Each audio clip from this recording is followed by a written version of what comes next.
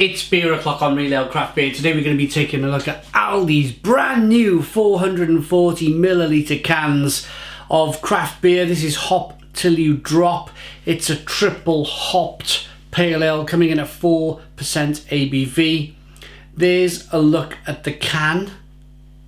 Interestingly, it looks like a wrap. It looks like a paper wrap around the side of the can, but if you look more closely, it's not. It's part of the colour. So the wrap actually it looks like it's kind of printed on. There's no paper there, so they've made it look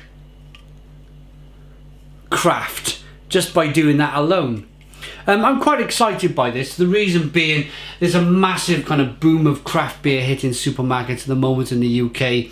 And there's a lot of 440ml cans in the UK coming in at a general price point in Tesco's, Morrison's and Marks and Spencer's of £3 a can. Aldi, however, have brought you a 440ml can of craft beer for £1.59. There you go. Brand new into Aldi this week. Let's get the can out into a glass and see what we get. What do I expect for £1.59? That's nearly half the price of a Tesco, a Morrison's or a Marks and Spencer's can of £3 craft beer. And I understand the need for Aldi to do this, because Aldi have always done this. Lidl's have always done this. Not produce 440ml cans, but, I mean, let's be fair. Let's be absolutely fair here. It's a bit of a coincidence that your Marks and Spencer's, your Tesco's and your Morrison's all sell their 440ml cans for £3. It's almost as if they've had some kind of golf course meeting and gone, we'll set the price point at that. See you later, Joff. See you later, Tony, and off they go into their separate directions, and then all of a sudden there's a big range of £3 craft beer on the shelves of Tesco, some of which are Marks and Spencer's and Morrison's, some of which are fantastic, they really are. But Aldi have always been about blowing that out of the water.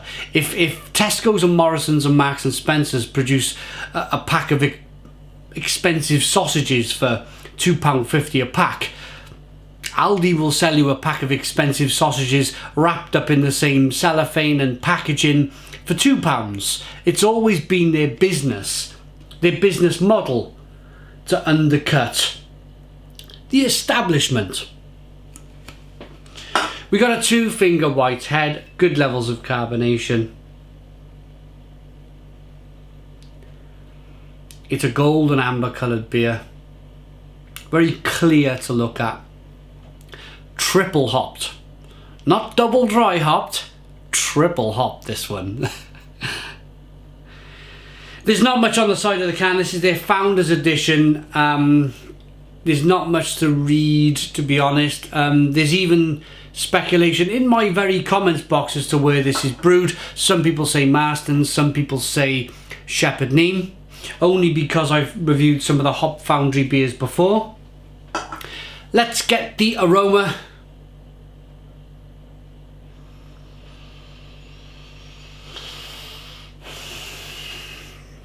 I'm really sucking through my nostrils here, like trying to get.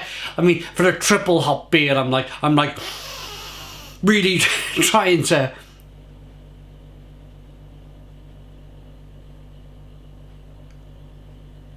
It's a little zesty. It's a little tropical. There's quite a bit of kind of like biscuit malt coming through, and a little bit of breadiness, but at nearly half the price of a Tesco and a Marks and Spencer's and a Morrison's craft beer, what do you really expect? Let's dive in. Cheers.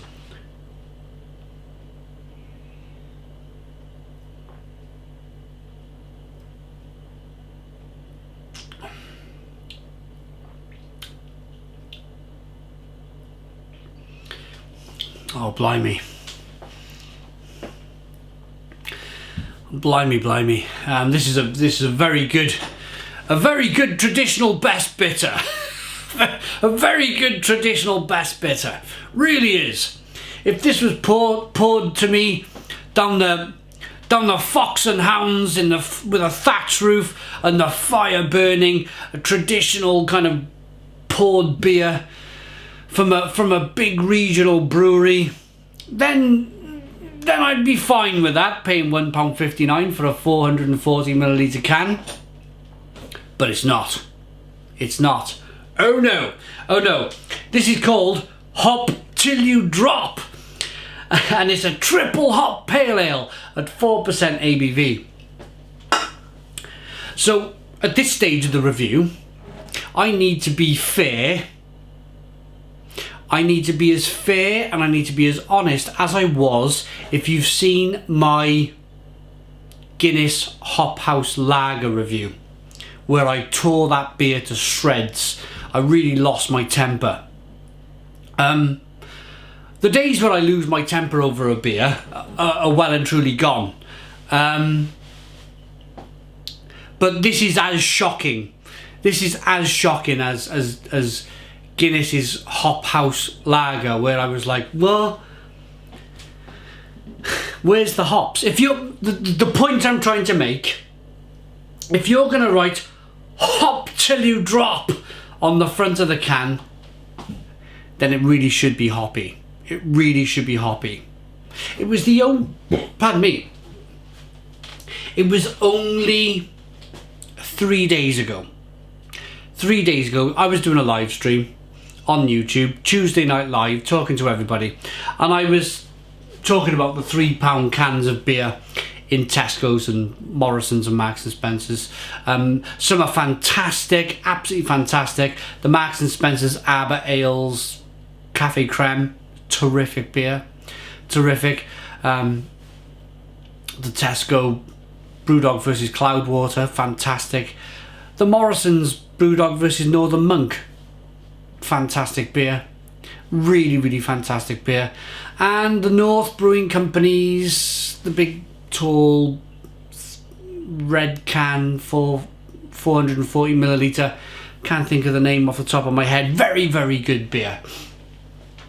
And the conversation I had then was with the people on the live feed was, if all of these supermarkets are now producing a £3 can of beer, when does Aldi and Lidl come in at £2.50? I was expecting the price point for Aldi and Lidl to come in would be £2.50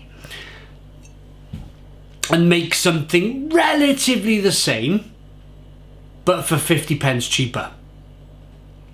That would have been, for me, the right way to go.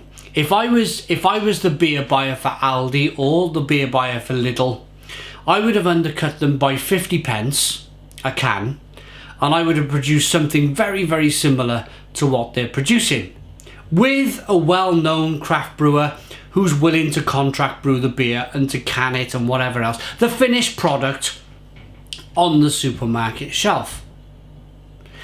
But Aldi here have chosen a different route. They've chosen to nearly half the price of a 440ml can. And picking this up yesterday in the supermarket, I was very sceptical.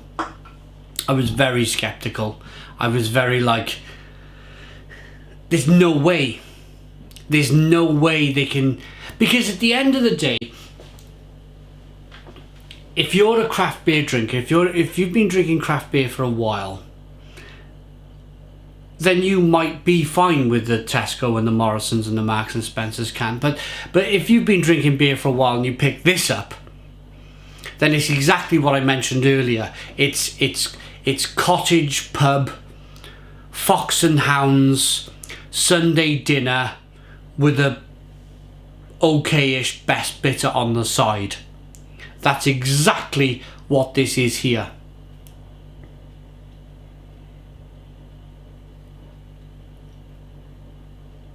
There's no off flavours.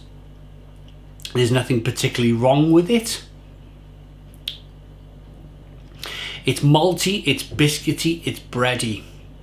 And to an experienced craft beer drinker out there, malty, biscuity and bready, i.e. sweetness, is not hop till you drop. There's a little bit of fuggle coming on the back of the palate. I can feel a little bit of a fuggle bitterness or something kind of traditional old British hop on the back of the palate, which should never really be in a beer like this. It should be a New World hop from America or New Zealand or Australia for a start. I just think they've chosen the wrong road. They've chosen the wrong road to try and undercut the larger supermarkets by almost half, and to produce something which, yeah, it tastes like half the strength. Oh, not half the strength, but it tastes like something.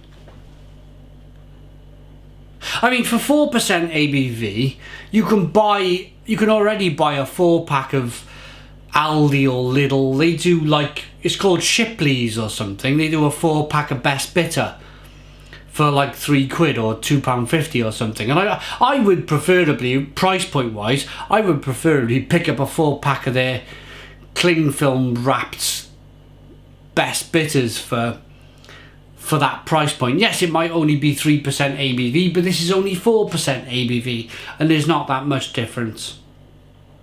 So rating. Looks good. No pungent aromas coming through the hops. Tastes, there's no off flavours. Tastes like a regular Best Bitter. And the more important thing is it's not what it says on the tin. So my rating for this beer is a very, very, very poor 4 out of 10. It's a 4 out of 10 from Real Ale Craft Beer. Please put your comments in the comments box. Subscribe to our daily beer and food reviews. Give us a big fat thumbs up. Boom! Cheers.